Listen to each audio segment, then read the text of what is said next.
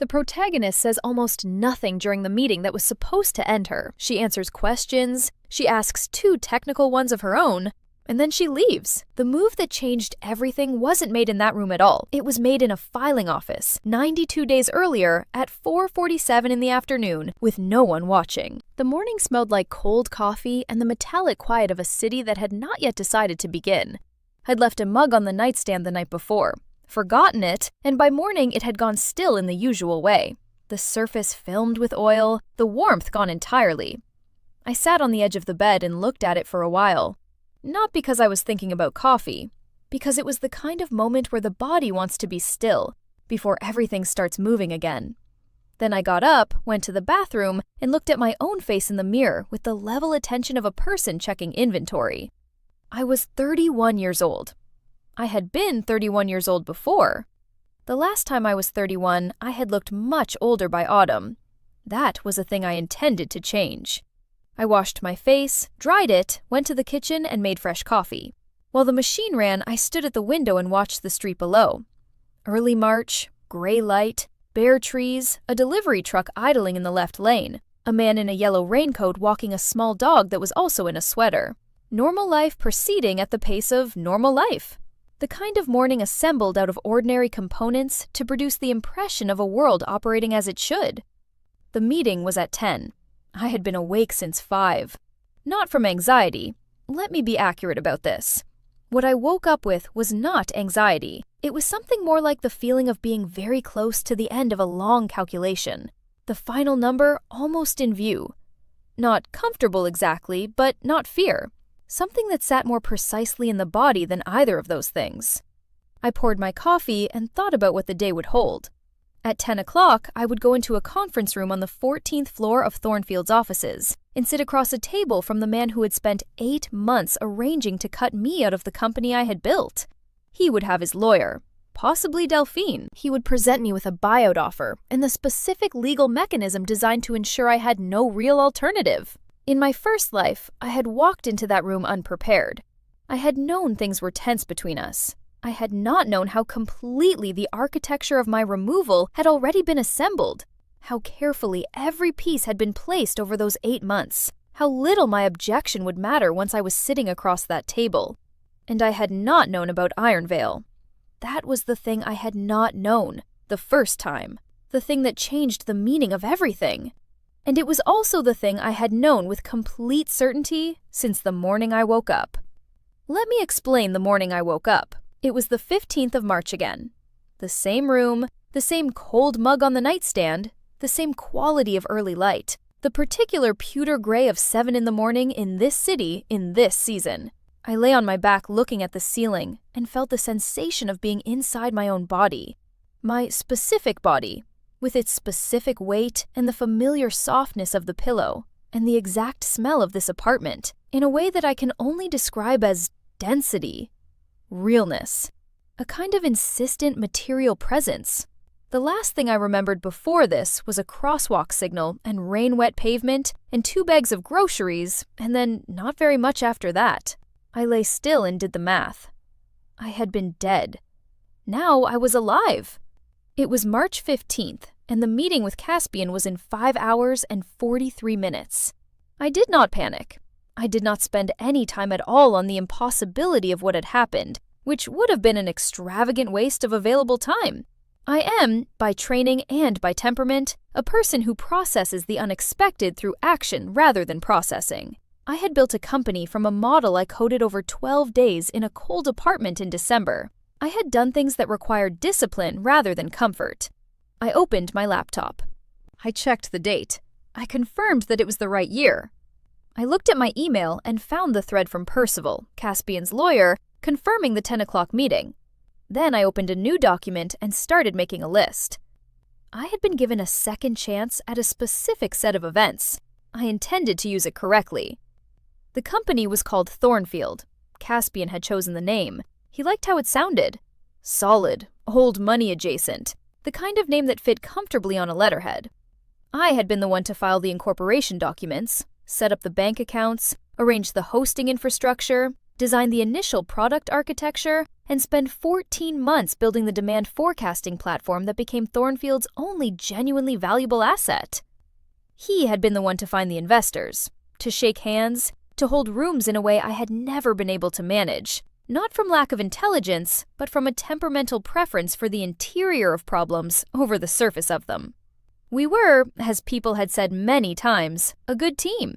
What people meant was that I built things and he sold them. What I had failed to understand the first time around was what he intended to sell. The product was a predictive demand forecasting model, a tool for supply chains to anticipate variability before it became a crisis. I had built the core algorithm over a stretch of about 6 weeks in the winter before we incorporated, working on my personal laptop in my apartment in the hours after my day job at a logistics firm. The existing tools on the market had a specific structural problem that frustrated me professionally, and I had built the thing I wanted to exist. Caspian had seen it, understood immediately what it could become commercially, and proposed founding a company around it. I had said yes. In the first year, the division worked well, or seemed to. The product existed because of me. The customers arrived because of him.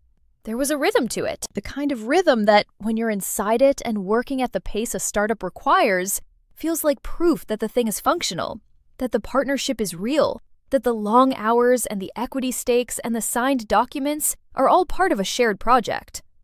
The second year, the rhythm changed. Slowly, then less slowly.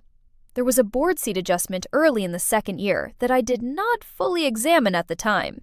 An investor came in who had been introduced by Delphine, who had been brought on officially as head of strategic partnerships 6 months prior, and who had become, in ways I noticed but could not precisely measure, Caspian's primary strategic confidant. The investor's stake was structured in a way that benefited the majority holder significantly more than the minority holder, which was me. I reviewed the term sheet with mild concern, asked a few questions, received reasonable-sounding answers, and signed.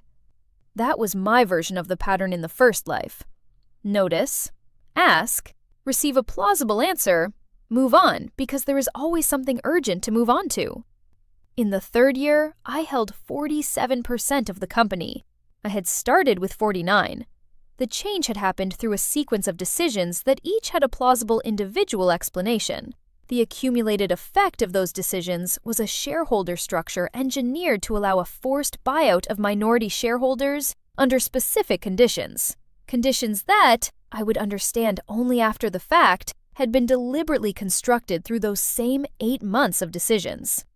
In my first life, I had walked into the buyout meeting with a counteroffer and arguments I had rehearsed. I had pushed back on the number. I had challenged the mechanism. Percival had walked through the drag-along provision with the patient precision of a man who had drafted it and knew every seam of it. My corporate litigator, after 2 sessions reviewing the documents, had concluded that a challenge would be expensive, slow, and unlikely to succeed given the airtight construction of the provision. I had taken the money. I had left the building on a gray afternoon in early spring with my bag over my shoulder and the specific numb sensation of a person who has been correctly processed by a mechanism designed for that purpose. The weeks after the buyout had a texture I found difficult to inhabit. I applied to 2 positions and had first-round interviews for both. I called people I had let drift during the building years. I made an appointment with my doctor for a checkup I had been postponing for 18 months. I discovered that there were ordinary tasks, cooking actual meals, returning library books, buying houseplants, that I had been deferring so long they had stopped feeling like things that happened at all. It was a Tuesday in late April, sitting in a coffee shop with a laptop and a short list of companies I was considering approaching, that the news aggregator loaded slowly on a bad connection and showed me the headline. Ironvale Capital acquires Thornfield Technology. I read the headline 3 times. I read the first paragraph. I read the acquisition price, which was printed in the 3rd paragraph, in a way that felt matter-of-fact, the way large numbers are presented in business news because they happen all the time, to people who are not you. The number was nearly 11 times what I had been paid for my shares. I read it again. The coffee on the table in front of me went cold. Outside the window, the street moved at the ordinary pace of a Tuesday afternoon. People walking, a bus pulling up, A delivery man on a bicycle working through a narrow gap between parked cars. The world proceeding as expected. I put my phone face down on the table. I did not make any sound. I sat still for a long time. I understood, in those few minutes, the full shape of what had been done. Caspian had known about the Ironvale acquisition before the buyout meeting. He had known the company was worth 11 times the number Percival read to me across the conference table. Delphine's role as strategic partnerships lead had been cover for something simpler. She was connected to Ironvale. She had known the acquisition was coming, and the buyout had been timed, specifically and deliberately, to remove me before the value was realized. I had built the thing. He had sold it. But not to me. 3 days later, crossing the street near my apartment, a car ran the red light in the rain. That was the end of the first life, and then I woke up. The list I made on the first morning had 14 items. By noon, I had crossed out 6 as premature or redundant and rewritten 3 in more specific language. The item I returned to most often, the one I eventually put a box around, was this. IP. Ownership. Verify. Before anything else. In my first life, I had used my legal resources on the equity fight. I had thought of the IP as settled ground. Background infrastructure so foundational that its ownership was beyond question. The algorithm lived in Thornfield because I had built the algorithm for Thornfield.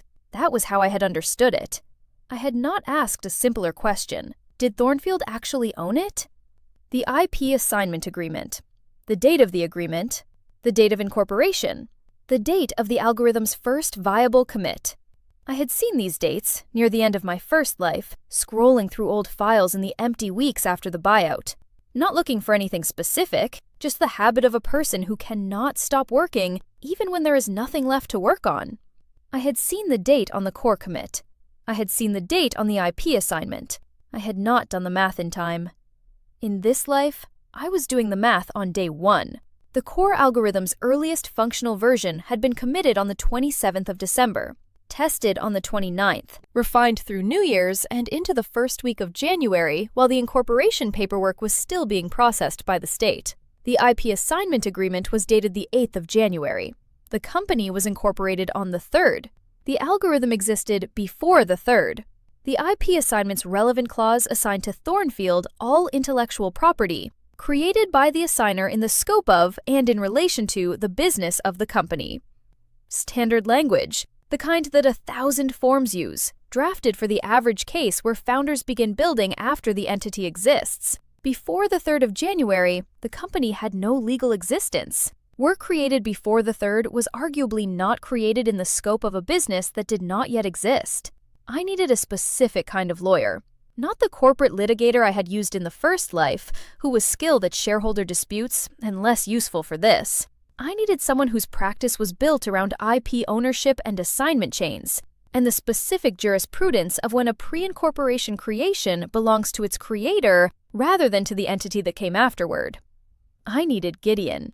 I knew about Gideon because in the last weeks of my first life, drowning in the aftermath of the buyout, I had found his name through a referral and called his office, only to be told that what he could offer at that stage, 3 weeks after I'd signed the buyout agreement, with no formal challenge on record, was limited.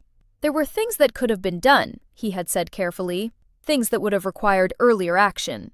In this life, I had the earlier action. I called his office on the morning of March 16th, the day after I woke up. His assistant said he had an opening the following Thursday. I said that would be perfect.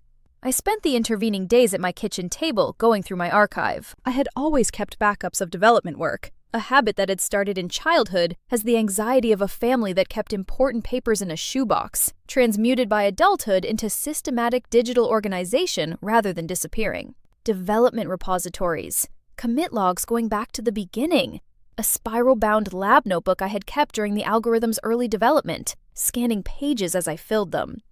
I pulled everything and organized it chronologically. The earliest functional commit, December 27th. The testing logs, the iterative refinements through the holiday week, the continued development through the first days of January while the incorporation paperwork worked its way through the state's filing system. The picture was clear. The algorithm's foundation had been laid before the company existed. The IP assignment language, read carefully and without optimistic inference, created a gap. I printed the key pages, put them in order, and clipped them together. Then I made more tea and thought about what happened next, because finding a problem is not the same as knowing what to do with it. The problem I had found was a potential claim on my own IP. The question was whether the claim was real and defensible, and if so, what filing I needed to make, and when I needed to make it before the buyout meeting made everything more complicated. These were questions for Gideon, not for me. His building was on the 7th floor of a converted Victorian near the financial district. The elevator was slow, and the hallways were wider than modern purpose-built office buildings, a remnant of the original structure's proportions. The space smelled like radiator heat and old carpeting, and faintly, the kind of paper that ages rather than degrades. Gideon himself was perhaps 60, with reading glasses on a cord around his neck and the stillness of a person who had long ago stopped needing to perform attentiveness. He read the documents I'd brought without speaking. He did not hurry through them. He read each page at the pace the page required, and set it down and moved to the next. When he finished, he set the stack on the desk and was quiet for a moment. That lasted long enough to be deliberate. "You developed this before the entity was incorporated," he said. "The core algorithm, yes. From late December through the first week of January." "And the IP assignment is dated the 8th. "Yes." "The language of the assignment covers work created in the scope of and in relation to the business of the company." "Yes." He was quiet again. A full thinking quiet, not the kind that fills itself. "Before January 3rd, he said, the company had no legal existence." "No." "So work created in that period was arguably not created in the scope of a business that did not yet exist." "That was my reading," I said. He picked up the commit log, the top page, December 27th in the upper left corner, and looked at it again. Then he set it down on top of the stack with the particular care of someone handling a document whose importance they have just accepted. "I'll need the full operating agreement, the incorporation documents, the state filings, any ancillary documents that might extend or clarify the scope of the assignment. This is not a simple question." "I understand," I said. "I'm not looking for a simple answer." "How much time do we have?" I told him about the buyout, not the second version, the first. I told him a forced buyout of my equity was being prepared, and that I needed to understand my IP position with precision before I responded to it. I estimated approximately 90 days before the pressure became unavoidable. He did not ask how I knew this. He said the following Wednesday for a follow-up and handed me a retainer invoice. I paid in full, in cash, from a personal account I had opened the morning before at a bank where Caspian had no relationships and no visibility. I had opened that account because if I was going to conduct a set of actions requiring complete discretion, the financial infrastructure needed to be entirely separate from everything Caspian might see. This was not paranoia, it was accurate threat modeling. Gideon walked me through the door, and I took the slow elevator back down to the street. The sessions over the next 6 weeks developed a particular rhythm. I went to Thornfield every morning and did my work. I attended the stand-up meetings and the quarterly review, and the product roadmap session where Caspian made approving sounds at things I suggested and then incorporated them into planning decks without attribution, which was behavior I had long since noted and filed as information rather than reacted to. I answered his emails with the 3 to 4 hour lag that suggested I was busy and unworried. I brought my own coffee in a thermos because the building's coffee was always slightly burned, a detail that had annoyed me for years and that I had finally resolved to stop tolerating. In the evenings, I worked for Gideon. Not literally in his office. I sat in my own apartment and reviewed documents and prepared answers to the questions he was compiling, and organized the exhibits he would need. The work had a particular density. Everything mattered, and everything connected to something else. I drank tea that went cold on the desk beside me. The radiator ticked. Outside, the street passed through its ordinary evening rhythms.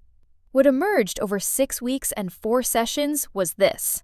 The IP assignment agreement was a standard form, professionally drafted. It was the kind of document that served the vast majority of cases correctly, because in the vast majority of cases, Founders begin their development work after the entity exists, or at the very latest contemporaneous with its formation.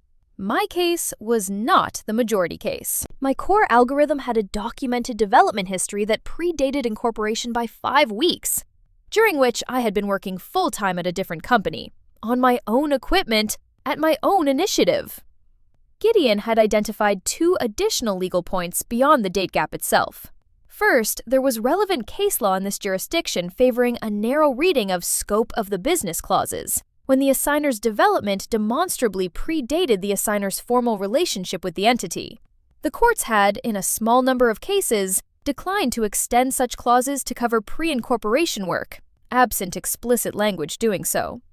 Second, the assignment agreement Caspian's lawyers had used lacked a clause that some forms include specifically to capture pre-incorporation development, a clause that appears in many comparable agreements precisely because the gap it closes is a known drafting issue.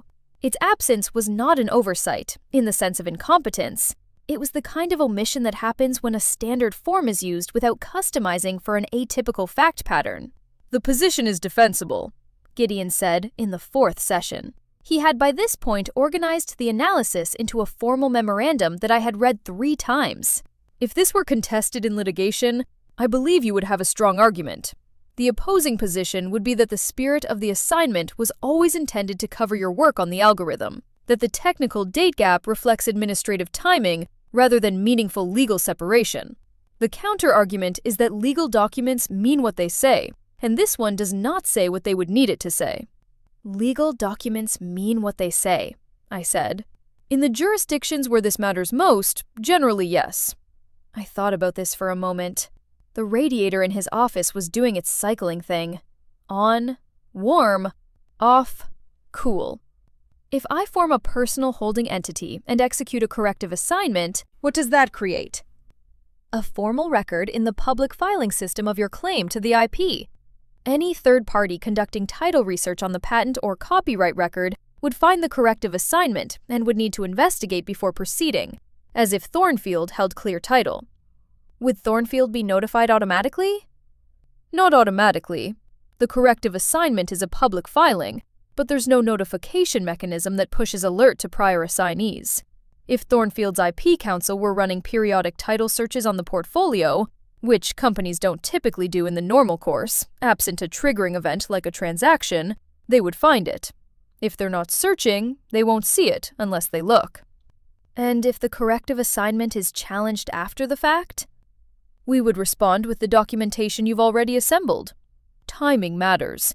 The earlier the filing, the stronger the position, because it demonstrates that the claim predates any specific adversarial event. He paused. "I would recommend filing well in advance of this buyout meeting you've described." "Then let's proceed," I said.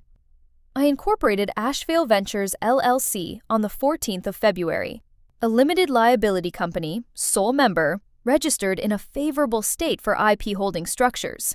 I chose the name from a list I kept for exactly this kind of decision, a habit of having options prepared in advance for things that might otherwise be decided hastily under pressure.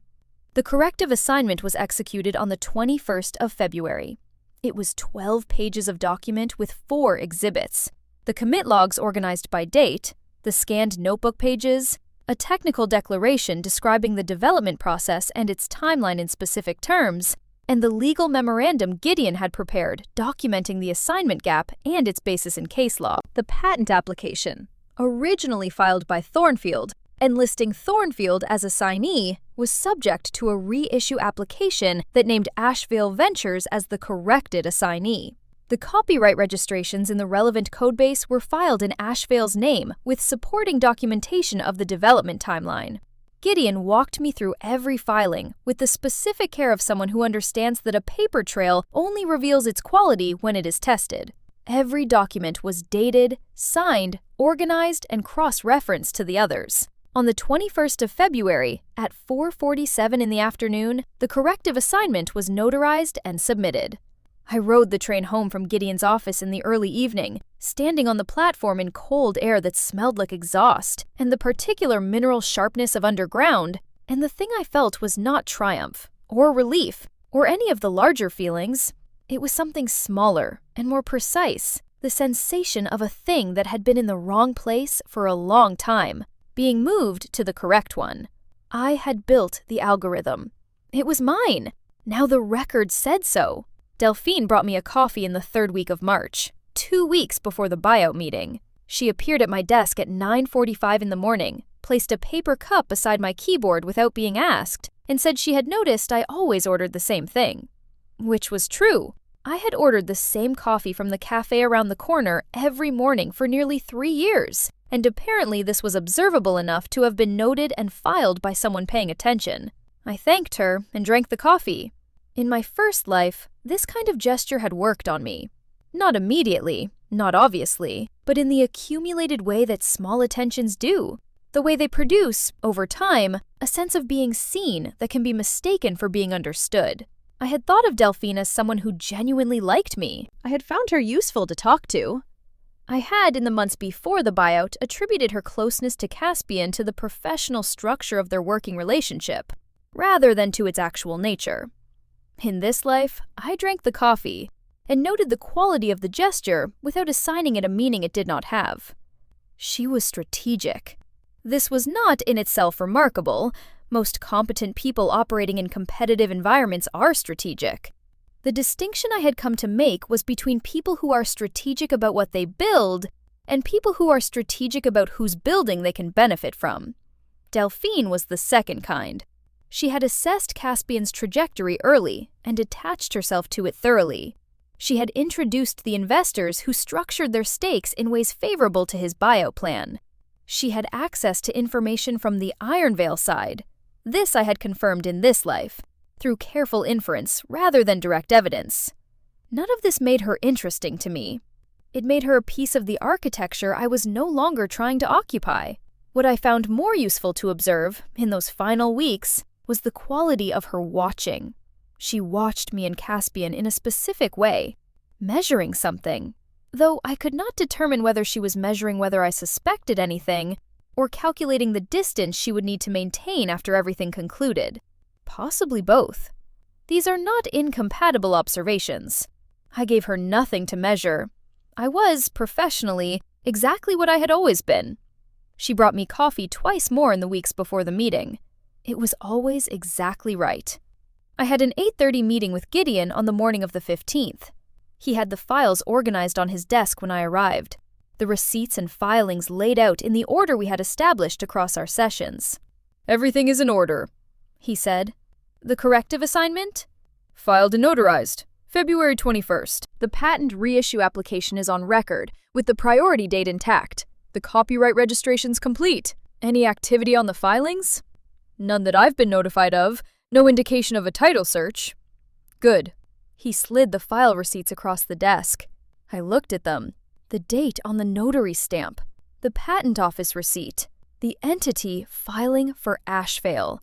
I looked at each one, not because I doubted him, but because physical paper with dates on it was still the thing that made legal facts feel real to me, rather than abstract. This had always been true of me, and I had stopped trying to change it. February 21st, 4:47. I put the papers in my bag. "One thing," Gideon said. He paused in the specific way that meant he had chosen to raise something he was uncertain I had considered. "In the buyout agreement, does it contain an IP representation from you?" Elena reviewed the draft. There's a standard company-side representation that Thornfield owns all IP material to its business operations. There's no IP assignment provision from me in the buyout agreement, and no IP warranty from me specifically. "So today, you are not signing anything that addresses the algorithm." "I am not signing anything today that addresses the algorithm." He was quiet for a moment. "Good," he said simply. I buttoned my coat, thanked him, and went back out into the cold. The elevator opened on the 14th floor at 9:52. The air was the particular synthetic cool of a climate-controlled building, the smell of recirculated air, and whatever cleaning product the overnight crew used. The receptionist said good morning with the practiced brightness of a recent hire. The corridor stretched toward the conference room at the end, its glass walls frosted from waist height, the shapes of people visible inside. I paused at the threshold for a half second. Not from hesitation, more from the body's way of registering the crossing of a line it has mapped in advance. You can know the layout of a room before you enter it. Your body still marks the moment. I pushed the door open. The conference room was cold, the way large rooms with floor-to-ceiling windows are cold in March, the glass working against the heat even when the thermostat cooperates. Someone had put a tray of coffee on the sideboard, and no one had touched it. The smell of the coffee mixed with the building's overnight cleaning smell and the particular stillness of a room that had been set up for something. Caspian stood when I entered. He always stood, a reflex that had long since stopped being deliberate, the residue of years of practiced social grace. He was in his meeting navy, the dark suit with the white shirt and no tie, the specific register of casual authority he had calibrated over years of investor rooms and board presentations. His hair was neat. He looked like a person who had slept fine. "Vesper," he said. "Good morning," I said. I took the seat on the opposite side of the table, closest to the door. The leather was cold against the backs of my arms. I set my bag on the floor. Percival was already settled at the far end, yellow legal pad in front of him, pen uncapped. He nodded to me. Delphine was in the observer chair, phone face down on the table, hands in her lap. Her expression calibrated to a neutral that was just slightly too precise. "Thank you for coming in," Caspian said. He sat. He adjusted his watch, a small preparatory gesture, the kind the body makes when the mind is readying itself. "I know the quarter has been demanding." "It's fine," I said. "We should get to it," Percival said. He had the manner of a professional who found prolonged preamble in difficult meetings genuinely wasteful, which I had always found preferable to the alternative. "There have been extended discussions at the board level about the shareholder structure and the company's forward trajectory. The board believes a clean ownership structure is in Thornfield's best interests at this stage." I said nothing. I had found, in various contexts, that silence was the most efficient response to statements that were framing rather than information. People fill silence with what they most need to say, and it is usually more revealing than what they plan to say. "The drag-along provision in the shareholder agreement," Percival continued, "permits the majority holders to require a buyout of minority shares under the conditions specified in Section 7.4.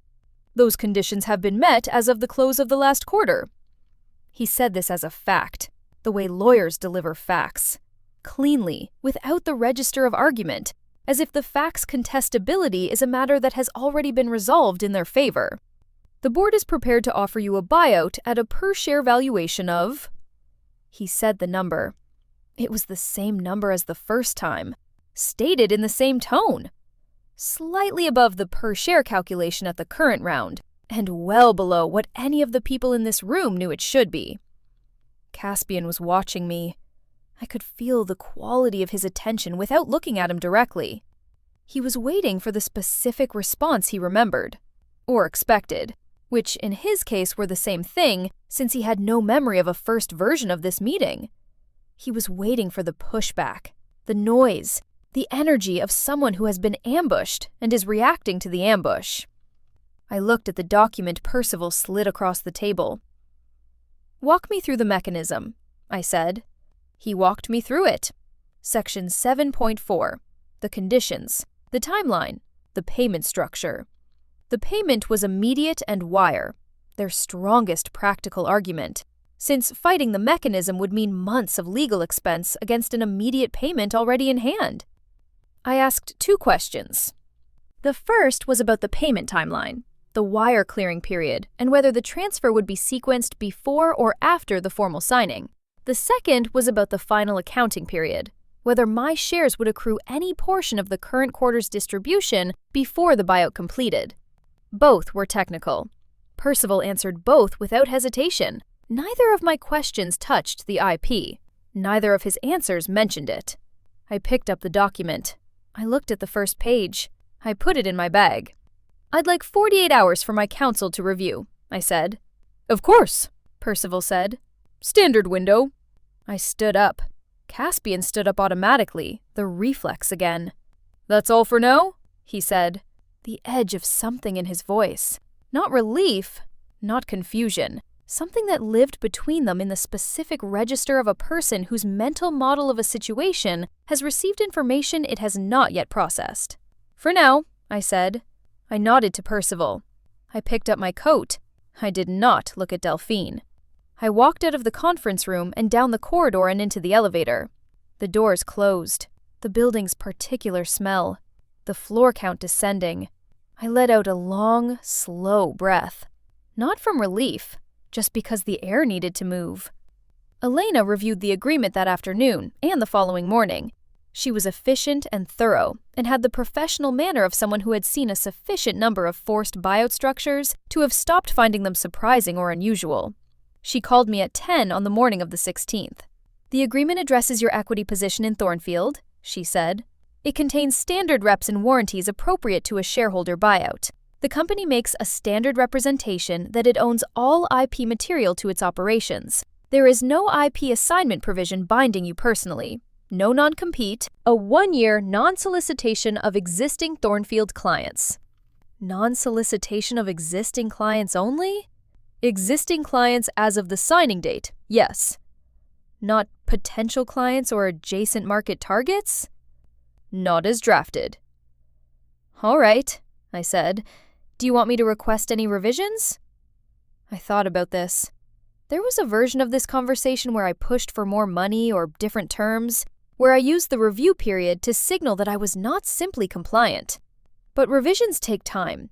Time draws attention, and attention was precisely what I did not need in the next several weeks. "No revisions," I said. "I'll accept it as drafted." A pause. "You're sure?" "Yes." "I'll prepare a signature set." I signed on the morning of the 17th. I dated it. I handed the signature set to Elena, who sent it by courier to Percival's office before noon. Then I went home and made lunch and opened my development environment, because Ashfield Ventures had a to-do list. And a to-do list does not stop simply because another matter has concluded. The money arrived on the 22nd of March. Wire transfer, 11:47 in the morning. I saw the notification on my phone while standing in line at the hardware store buying a doorstop, which is possibly the least dramatic setting in which to receive a significant sum of money. I transferred it the same afternoon to a high-yield account I had set up for the purpose. I updated the spreadsheet I kept with more care and detail than most people keep their health records. I noted the date, the amount, the account reference. Then I made coffee and sat at my kitchen table and opened the Ashfield repository. Because the algorithm was not done. It had never been done, in the sense that the kind of work I care about most is always findable an iteration further than where it currently sits. The weighting function at the core of the forecasting model had a known limitation. It degraded in accuracy when training data was sparse, which was a real operational problem in supply chain contexts where the model's value was highest. At Thornfield, this refinement had been deprioritized for 18 months, because Caspian preferred to direct resources towards sales and client retention rather than R&D. The logic was not entirely wrong from a commercial standpoint. It was just not the direction I would have chosen. At Ashvale, I chose the direction. I spent the first week working on the weighting function. Not quickly, carefully, the way this kind of work requires. The second week I spent testing, running the model on a set of historical datasets that I had used in the original development, comparing performance against the prior version under sparse data conditions. By the end of the second week, I had a version that performed 17% better on sparse data than the version that had shipped in Thornfield's product. I documented everything. Not as preparation for an exhibit, though it would become one, as habit, because documentation was the practice that had made the corrective assignment possible, and the practice was not conditional on its strategic usefulness in any given moment. During those same 3 weeks, I had preliminary licensing conversations with 2 supply chain analytics firms. The connections had been made through a colleague from a professional association, an intermediary who knew the relevant contacts and had introduced me, with appropriate discretion, as working on a new forecasting technology. Neither firm was a Thornfield client. Both were in adjacent market segments the non-solicitation clause did not touch. The conversations were early and exploratory. Nobody was committing to numbers, but the questions they asked were specific and technical, which is the distinguishing marker of genuine interest, rather than courtesy interest, in these early-stage discussions. The kind of questions that come from someone who has actually looked at the problem you're solving. I saved every email to the Asheville folder and noted the dates. The days had a particular quality in those 3 weeks. Not quiet, the work was constant, but contained. I woke early, worked through the morning, went for a run around the neighborhood in the early afternoon, came back and worked again. I cooked actual meals in the evenings. I called my sister twice. The spring was arriving slowly, the trees beginning to consider it, the light lasting a little longer every day. I was waiting, but it was not the anxious kind of waiting. It was the waiting of someone who has already completed the necessary preparation and is now allowing events to proceed toward the point where that preparation becomes visible. On the 11th of April, I updated the algorithm's version log. I fixed a minor error in the technical documentation. I reorganized the exhibit file so the most recent performance data was at the front. On the 12th, the email from Prosper arrived. He wrote formally, as deal counsel do. He identified himself and his firm and his role in the Ironvale-Thornfield transaction. He noted that in reviewing Thornfield's IP portfolio as part of standard acquisition due diligence, his team had identified what appeared to be a gap in the ownership chain for the primary demand forecasting algorithm. He referenced the corrective assignment in the public patent record. He noted that the assignee of record on the corrected filing was Asheville Ventures LLC, and that its sole member appeared to be a Vesper. He asked if I would be available to discuss. I read the email twice. I forwarded it to Gideon with a single line. He called within 10 minutes. "It's what we expected," he said. "Yes, I'd like to lead the first call. Can you be on, silent until it's useful?" "Of course." We arranged a call for the following morning. I spent the remainder of the day going through the documentation one more time, not because I was uncertain about it, but because answering technical questions about IP ownership under the attention of deal counsel requires the same quality of preparation that any high-stakes technical conversation requires. Hesitation is expensive. Inaccuracy is worse. The call was at 9. Prosper had a clear, precise voice, and the specific quality of attention of someone paid to identify problems, and currently in the process of understanding the dimensions of the one he had found. He summarized his findings first. The development timeline his team had reconstructed from public filings, the date gap, the corrective assignment and reissue application, the formation date of Asheville. He was thorough. I had expected him to be. "Can you describe the basis for the corrective assignment?" he said. I described it, not defensively, as a factual account. The algorithm was developed before Thornfield was incorporated. The IP assignment agreement's scope language created a gap for that pre-incorporation period. Gideon had identified the gap, documented it, and filed the corrective assignment in February, supported by the development record. "At what point did you identify the gap?" Prosper asked. "Early this year," I said. "I was reviewing founding documents as part of organizing Asheville's IP assets." This was accurate. The sequence of events I was describing was the sequence that had occurred. "And the corrective assignment was filed in February, prior to the buyout agreement." "February 21st, I said.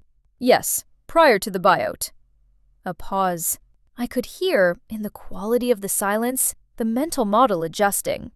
He had come to this call expecting either a reactive claimant, someone who had discovered the gap after learning about the acquisition and filed quickly to extract value, or a mistake. Finding that the filing predated the buyout by 3 weeks changed the character of what he was looking at. "Would it be useful to have Gideon walk through the legal analysis?"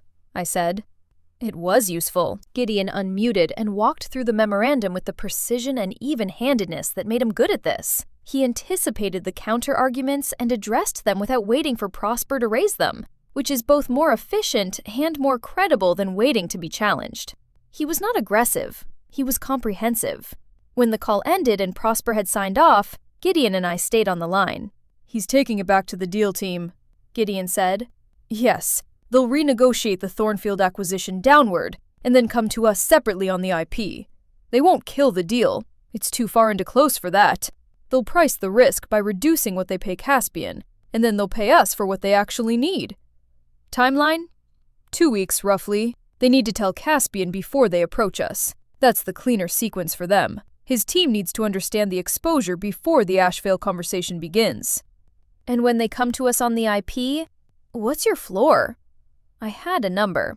I had been working on the number for 10 days, since before the call, using Gideon's independent valuations and my own analysis of comparable licensing transactions and the performance benchmarks from the updated model. The floor was specific, and I had not derived it optimistically. "I'll send it to you today," I said. It was 12 days. The email from Prosper came on the 22nd of April. Ironvale was interested in discussing a potential IP transaction with Ashvale Ventures regarding the demand forecasting algorithm. He asked for a call to discuss scope and structure. I forwarded it to Gideon with a note. "We lead with the updated version." The first call was exploratory, as these things are. Ironvale's initial framing was that the algorithm's value was contextual. It derived from the Thornfield ecosystem they were acquiring, and Ashvale should not expect to be compensated as if the IP were separable from that context. The argument was not unreasonable on its face. It was also not the argument that would hold. Gideon presented the independent valuations in the second session.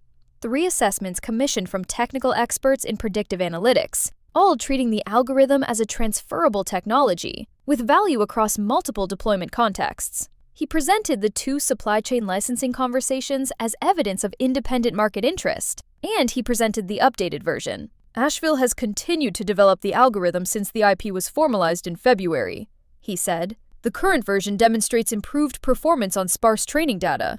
We have version logs and performance benchmarks, all dated after February 21st, and all reflecting Ashville's independent development work."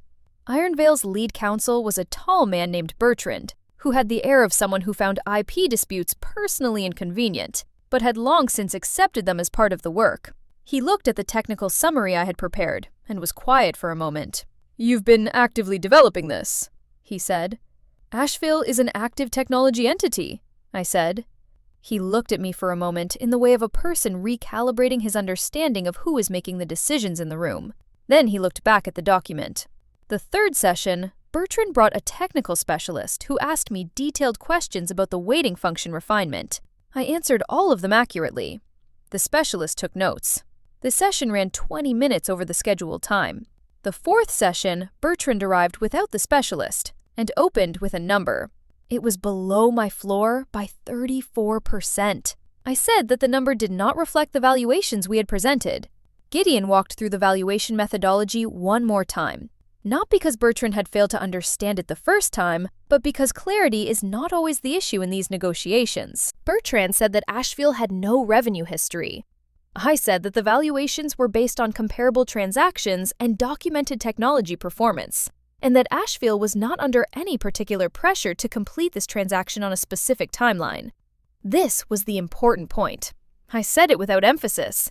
Bertrand heard it. He had a closing window. Ironvale's acquisition of Thornfield had a timeline, and the IP needed to be cleared before close. I did not have a closing window. I had 2 licensing conversations in progress, and a technology that I could continue developing and licensing independently if Ironvale and I did not reach an agreement. This is not a threat. It is information. Information about who has more alternatives to this specific transaction. In any negotiation, that information matters more than almost anything else. The 5th session, Bertrand crossed my floor. The 6th session, he exceeded it. On the 9th of May, in Gideon's office at 4 in the afternoon, the IP purchase agreement was signed. The number on that agreement was, in fact, more than the total acquisition price of Thornfield at the original pre-gap valuation. More than Caspian received for the company he had built on the foundation of what I had built. Gideon shook my hand when Bertrand left. He did not speak for a moment. "Well done," he said. "Well filed," I said. The rest was math. He smiled at that, briefly, and turned back to the documents. What happened to the Thornfield deal on Caspian's side? I know through the specific information that circulates in professional networks, through Elena's carefully measured comments, through the way certain conversations shortened when I walked into industry events in the weeks that followed. Ironvale had renegotiated the acquisition price downward before the Ashvale conversation even began. The logic was clean. Thornfield, without clear title to its core IP, was a different company than Thornfield with clear title. The distribution infrastructure, the customer relationships, the sales team, real assets, worth money, but not worth the original number. Caspian had argued the corrective assignment was invalid. He had argued the original IP assignment covered everything. His attorneys had spent time and money reviewing the position before concluding, apparently, that the documentation was thorough and the filing was prior, and a challenge would be expensive and probably unsuccessful. He still made a significant amount of money. He had built something real, a real customer base, a real operational infrastructure, a genuine market position. What he had failed to build was his own foundation for the thing he was selling. He called me on the 11th of May, 2 days after the signing. I was at the kitchen counter with my coffee, looking out the window. A clear morning, one of the first properly warm days of the spring. The light sharp and yellow, in the way that makes even ordinary city surfaces briefly interesting. A woman walking with a coffee cup and a bag over her shoulder. A child on a scooter, negotiating a crack in the sidewalk with total focused seriousness. His name on my screen. I let one ring pass. Then I answered. "You knew," he said. No greeting. I said nothing. "At the meeting, you already had all of it. You had the filing, you knew the whole time." I let the silence continue for a beat. "I knew about my work," I said.